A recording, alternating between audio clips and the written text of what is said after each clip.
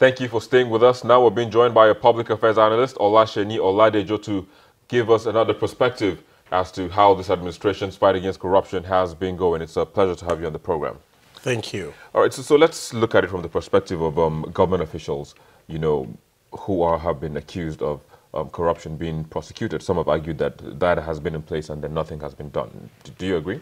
Yeah, to a large extent, yes, I agree.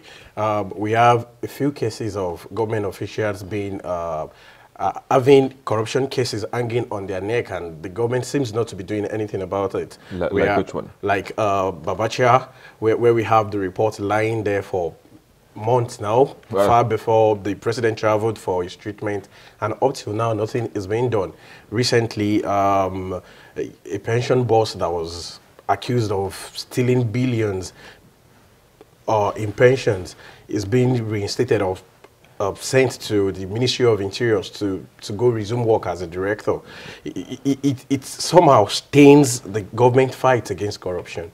So, I mean, speaking of Babachir Lawal, because his own case was with the NIA Director General, they were suspended. Isn't that a step? Yes, it's a step and in a good direction.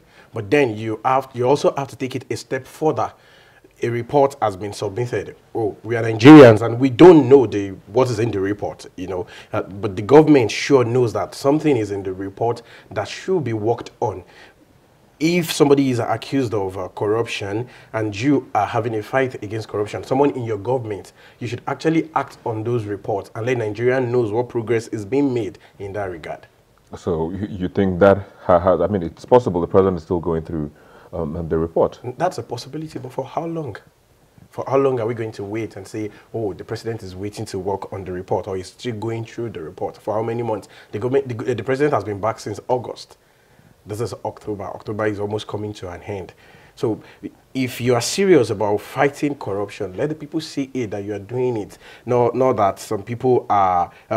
the same enthusiasm, I think that the same enthusiasm with which you arrest and prosecute other people that are not your allies should be with the same enthusiasm with which you fight those in your government that are accused of corruption. Yeah, but even at that, some are of the opinion that no conviction has been made, and they feel that largely has not been a good one for the government in terms of fighting corruption.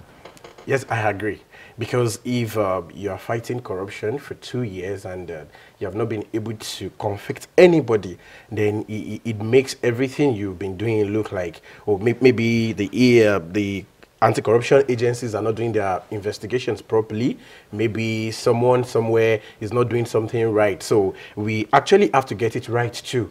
At a point we have to decide that, okay, this corruption fight, we have to give it our all and make sure that if we are doing it, we are actually getting results. If we are not getting conviction in 2 years, it's, some people, it got to a point that people are even saying, all you have to do is join the government and your corruption cases are forgotten. Oh, well, some have blamed that on the judiciary. Yes, some have, but can we really blame the judiciary if the prosecutors are not doing their homework correctly? If the prosecutors do what they are meant to do, the judiciary will not have a choice than to convict those that are accused of corruption.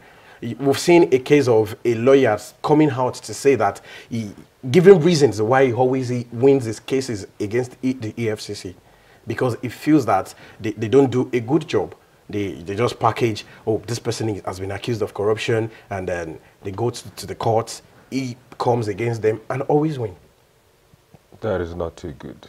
It's not too good for the fight. So for the fight, exactly. So what is the way forward? Excuse me. Yeah, the way forward is that, number one, the anti-corruption agencies need to do their work. The government, the executive on its part, needs to be very, very serious about fighting corruption. If you want to fight corruption, fight it, whoever. It should not matter who is involved. It should not matter this person is my relative, is my brother, or is from my party. You fight it the same way. If you're fighting somebody who is an ordinary Nigerian, fight with the same will when you're fighting someone who is from your political party. In other words, it shouldn't be one-sided. It shouldn't be one-sided. I know someone who before 2015 said, oh, once Buhari become government, he needs to change his ways. That was how people expected this government to fight corruption. That, oh, this is what I do at work. I know I have to stop doing certain things because once this government come into power. But then things have been the same and people have gone back to their old ways.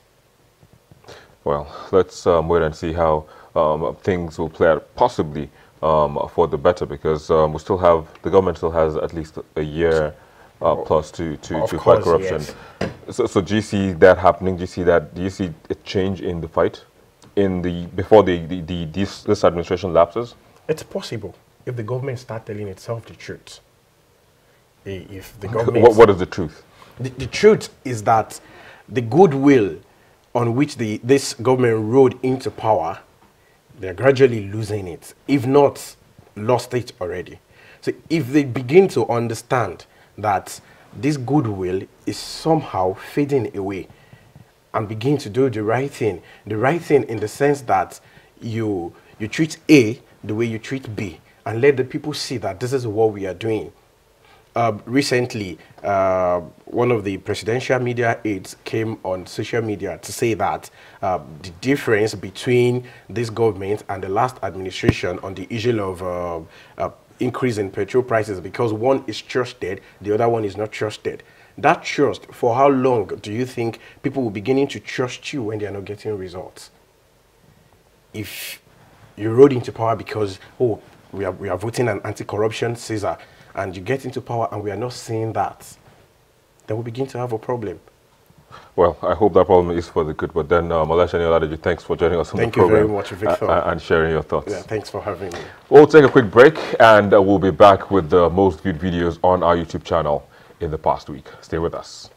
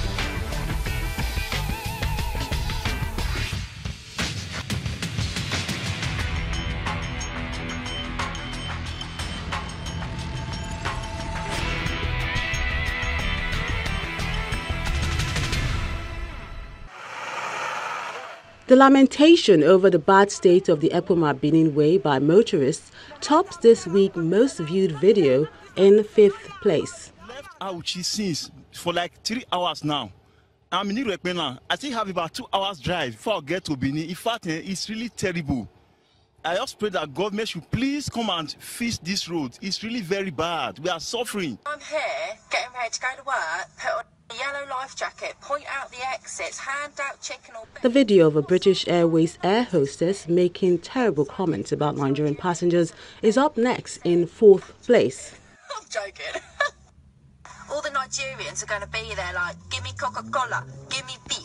Why you have no beef left? I want beef. And I'm just going to be there like, sorry, we ran out of it. Third spot is the special report by Channels Television on the Las Vegas shooting that claimed more than 50 lives and left over 500 others injured.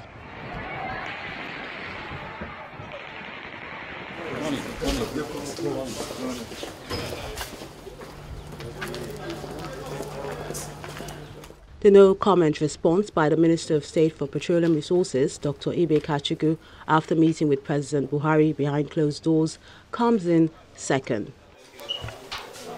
Honorable Minister, thank you. You just had a meeting with Mr. President. What did you discuss? No comments. And the former governor of Anambra State, Pt.3's comments on Nigeria at 57 is the most viewed video on our YouTube channel in the past week. I said, if you look at it, we are celebrating 57 years of independence. that if you actually reflect properly, that we have failed.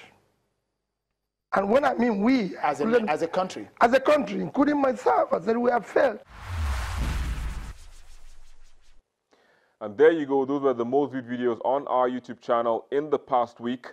And that is also where we draw the curtains on this edition of the program. Thank you for watching. I'm Victor Matthias, but do remember the conversation doesn't end here. It continues via the social media addresses showing on your screen. Bye for now.